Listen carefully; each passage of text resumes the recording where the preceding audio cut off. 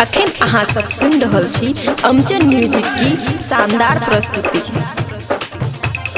DJ Manish Raxaul.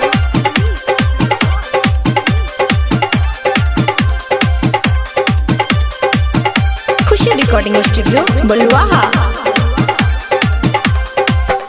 के कर गेल चोरनी दिल पर हमरा जोर चले ने, दिल पर हमरा जोर चले ने। एकाएक अटक कर गेल चोरनी दिल पर हमरा जोर चले ने।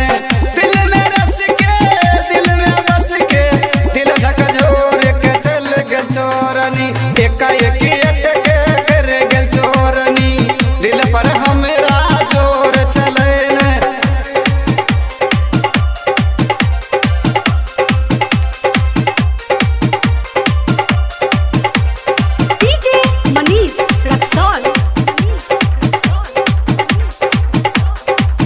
खुशी रिकॉर्डिंग स्टूडियो बलुआहा।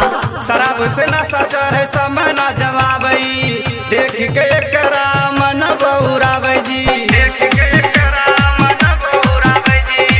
शराब से नशा चढ़े समय ना जवाबई, देख के एकरा मन बहुराबै जी। नैन मिला के नजरी लगा के कौने राहे चल गेल चोरनी।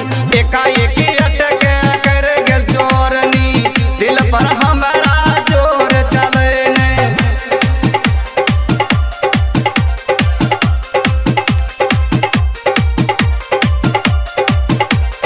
डीजे मनीष रक्सौल। खुशी रिकॉर्डिंग स्टूडियो बलुआहा। रोज रोज सपना में हमारा तयाबई, सपना में आके हमरा दिल के दबाबई, सपना में आके हमरा दिल के दबाबई। रोज रोज सपना में हमारा तयाबई, सपना में आके हमरा दिल तरपाबई। सपना में आके दिल तरपाई के दिल के दुखाई के चल गेल चोरनी। एकाएक अटक कर गेल चोरनी दिल पर हमरा जोर चले ने।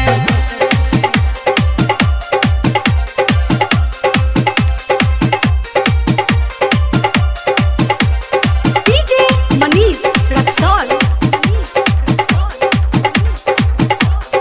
खुशी रिकॉर्डिंग स्टूडियो बलुआहा।